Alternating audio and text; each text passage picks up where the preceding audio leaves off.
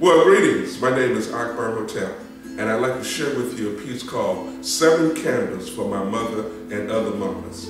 Now, this piece evolved out of a poem that I wrote called My 3 Mamas, and that I recently did in a program for the atlstorytellers called Mama Tales, My Mother and Other Mamas. And as I said earlier, my piece is called 7 Candles for My Mother and Other Mamas. For my mother, Carrie Lee Davis Ridley. For her mother, Mary Magdalene Davis. For both of her grandmothers, Sally Rump and Lou Ellen Davis. For her aunt who raised her, Carrie Davis. For my aunt, Beulah May Davis, or her oldest sister, I should say. For another sister, Mary Lizzie Robinson. And for my sister, Iredine Davis Lee.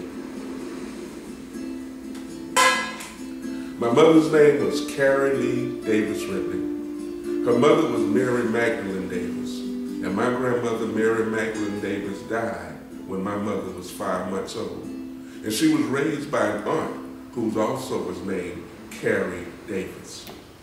Now, my mother was a tall, dark-skinned woman who I say never met a stranger.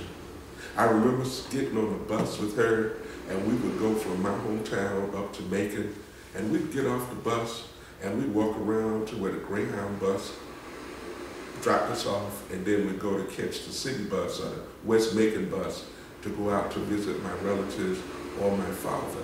And my mother would be standing there on the street carrying on a conversation, and when that person would leave, or either we would get on the bus, I would say to Mama, "Mama, who was that person? Or who was that?" And she'd say, "I didn't know. We were just talking, making conversation."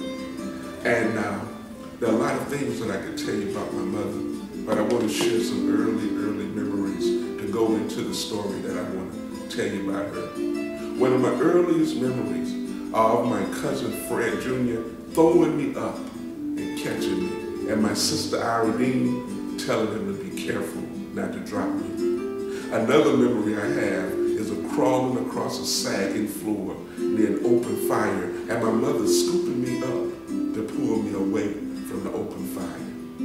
On the grounds of the Davis Chapel AME Church, there was an old one-room schoolhouse where my mother and the people of her generation had attended school. And when I was just a little child, that old schoolhouse was filled with old books. And I remember somehow getting away from the adults, or maybe my older sister, and going into that old one-room schoolhouse and climbing up onto that stack of books, and somebody running in there to grab me to pull me away from the books. And I know it's because no one knew what was under the books or within that pile.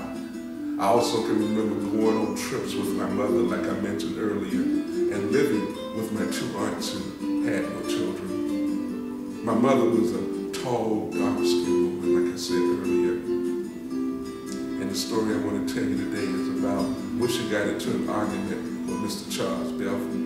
He was a black farmer down in the area where I lived, and when I was about 11 or 12, my sister and I went to do some work for him.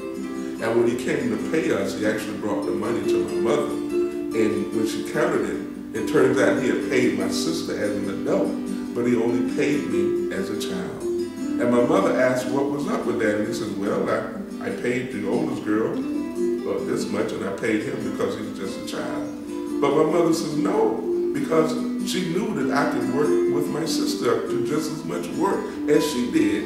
And so they argued respectfully, and Mr. Charles would yell on his point, and mother kept pressing her point that whatever he paid my oldest sister, he should pay me. And I remember him getting into his truck and driving away, and mother walking back to the house being very upset. And I know you're probably saying, "Well, didn't you say he was 11 or 12? Yes, I was only 11 or 12. But what I didn't say was that my sister was 9 years older than me. And from the time I was 7 or 8, I had to go work with my sister. So by the time I was 11 or 12, I could keep up with her and the other adults. So when Mom would send us out to work, she expected me to do the same amount of work and that we get paid the same amount. Before I started elementary school, I lived with my two aunts who had no children. Now, the oldest of my aunt was Beulah May. Her name was Beulah May Davis. And of course, we all called her Aunt Beulah May. And now I know it's Aunt Beulah May, ha ha ha. But that's okay. Hollywood took the name Beulah May, and made it iconic. And now it's kind of unpopular. So these days, we'd rather be names like Chautauqua, or Trivia, or Cavassier, or something like that. But Beulah May will always be dear to me. You see, my Aunt Beulah May introduced me to iced coffee, Reader's Digest, and the funny paper. We call them the comics now, but back when I was a child, it was known as the funny paper. She worked